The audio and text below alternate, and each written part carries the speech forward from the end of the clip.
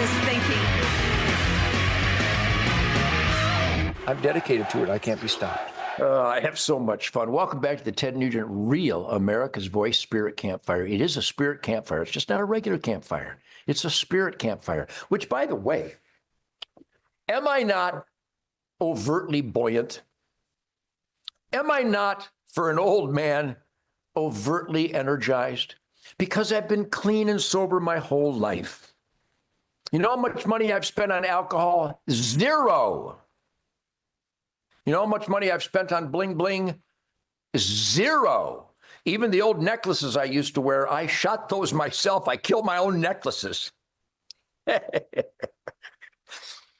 know how much money I've spent on drugs? Zero. You know how much money I've spent on tattoos? Zero. You know how much money I've spent on dry cleaning? Zero. You know how much money I've spent on aftershave? Zero. You know how much money I've spent on going to sporting events? Zero. I went to Briggs Stadium to watch the Tigers. I think Al Kaline and Stormin' Norman Cash, 1958, 1959. I rode my stump jumper, my Huffy. I had a Huffy bike delivering the Detroit News. I had 90 customers on Luella.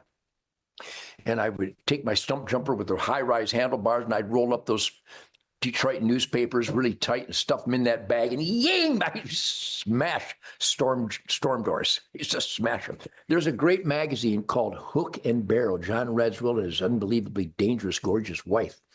They produced this wonderful magazine. I think you can get it at Cabela's, but he had me write what I think is my best piece ever. I talked about this on previous Spirit Campfires, but I'm going to say it again. The Sober City Madman. Celebrating how you can't have as much fun as I have unless you're clean and sober. Because when you're not clean and sober, things aren't working quite as effectively as when you call upon God's miraculous gifts to perform with spirit and vim and vigor. So thank you, John. And by the way, there's so much going on. By the way, thank you, DJ Grant over there in East Texas. He's got this thing called Lick 'em and Stick 'em. DJ Grant.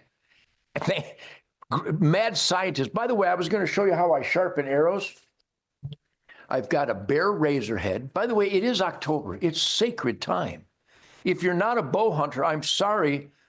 Your energy level will never compete with those of us that call upon this miraculous, conscientious, reasoning predator conservation radar to get close to an unsuspecting herbivore with the intentionally challenging short-range weapon of a bow and arrow, to disconnect the pump station to get the greatest, healthiest venison diet available on earth. So go to an archery shop. And if you gotta struggle to pull it back, that's not the bow for you. You should be able to pull the bow back gracefully. I have a Mathews here at 50 pounds. I can draw it back gracefully. And touch off the mystical flavor. So here's a two-blade steel force. And this is already disconnected a pump station. But Fred Bear around the campfire taught me how to, some funny stuff, huh? Come on. I'm a diversion. I provide diversion. I'm a diversionary tactic.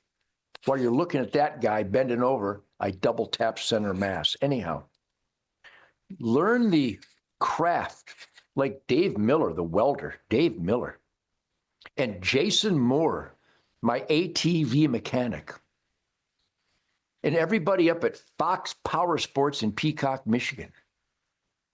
These guys, these mechanics, I love you people, and Powers Clothing gave a beautiful pair of dungarees to my new grandson, River Wolf.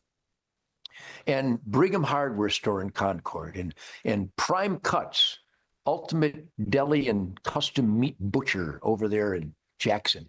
And I think there's a custom meat butcher right in Concord. But I like to celebrate entrepreneurs. I like to celebrate. Oh, by the way, speaking of entrepreneurs, there's now chronic wasting disease has, I don't know, 100 deer have been confirmed ever dead from whatever the number is. More deer are killed by Buicks than chronic wasting disease, but episodic hemorrhagic disease has killed millions of deer. And the mad scientists, we're going to put it on the screens, deernecessity.com, deernecessity.com. This will mitigate the exploding population of midges in receding water levels during a dangerous drought. There's a dangerous drought here in the Midwest. And tens of thousands of deer are dying from episodic hemorrhagic disease due to these midges in Ohio, Indiana, West Virginia, Pennsylvania, Michigan, Illinois, in Kansas, South Dakota, North Dakota. Go to deernecessity.com. These guys are mad scientists. You treat your wetlands or your property with this EH defense. I'm trying to help because the nature celebration, hunting, fishing, trapping lifestyle has so invigorated me and cleansed my soul over the years that I've got to keep promoting it because the propaganda is, well, he murders innocent animals.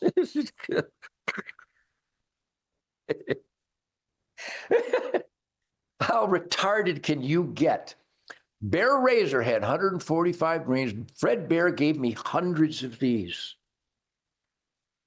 Looks like Bear Archery might have bought gold tip arrows. I hope so. John and guys down at Bear Archery in Gainesville, Florida, I think they bought gold tip arrows. But anyhow, Fred Bear taught me to follow the bevel with a fine mill bastard file. I'd like to be a fine mill bastard when I grow up. So I resharpen these arrows. I paint them white because I like to reference the visibility. And here's a Howard Hill Tembo. You know, all those cowboy shows where the arrows were hitting the cowboys in the back, that was Howard Hill making those shots. Howard Hill gave me these are Howard Hill elephant arrows. Howard Hill, Ben Pearson, Fred Bear, Jim Doherty. So I'm a lucky man, but I'm not kidding. Now, I talk about the mystical flight of the arrow a lot because it really will cleanse your soul. And I'm not kidding. When you get to full draw with a graceful, smooth drawing bow, it should be effortless. It shouldn't be a weightlifting contest. Now, guys like Joe Rogan and Cameron Haynes, I think they shoot like 90-pound bows, whatever. and Scott Bomar. These guys, they're like Godzilla. But Shemaine shoots people write it down. Shemaine shoots a 30-pound Mathews, shooting a 420 grain gold tip arrow with a 2-blade. She uses this broadhead. Well, I use a Schwacker too. There's a Schwacker that opens up when you hit that animal. That baby opens up, and you can resharpen that too. Levi Morgan, probably the greatest bow hunter, along with Chuck Adams and Kip Campbell, Michael Waddell. But this is the 2-blade broadhead. It knifes right through. Shemaine shoots a 30-pound graceful bow, waits for a shot through the ribs. Wait till you see some of her kills on the new Ted Nugent Spirit of the Wild shows on the Pursuit Network. Lord have mercy, she is so patient. But she shoots that 30-pound bow, pulls it back gracefully, practices every day, and the arrows go clean through the deer, went clean through a 600-pound oryx. She's killed kudu and zebra. She shoots a 30-pound bow. It's graceful. She waits for the right shot placement with a 2-blade razor-sharp broadhead. I'm celebrating this. I know most of the talking heads out there are talking about the outrageous, painful treason and treachery and people going, well, it's perfectly safe in Portland, Oregon. The communists are paying these people to protest. They can't even tell you why, because they're being paid. They get these signs, they got the gas mask, and they're celebrating violent crime and engineered recidivism. So if you want to get away, and thank you we have to identify that. I told you I was going to tell you how to fix it. Here's how you fix it. Be we the people. If you're not constantly calling and communicating with your senator, your congressman, your governor's office, they won't respond to call. Governor Josh Shapiro in Pennsylvania, Democrat, he called me when we legalize Sunday hunting. Why would you not legalize? Why would you not be allowed to hunt on Sunday? What is that? If there's ever a time you're closer to God, it's beyond the pavement during the natural season of harvest. And there are still 8 states. Well, you can't hunt on Sunday. Yes, we can. I can hunt every day during the natural season of harvest. Shut the flying lip lock up. So call your congressman, your senator. Let your chief of police and your state trooper commander and your sheriff know that self-defense is our God-given right. And when you stop a violent, recidivistic, engineered recidivism criminal on the subway in New York, you don't charge murder when a guy saves someone's life. You don't charge Kyle Rittenhouse with murder when he's stopping a guy from shooting him.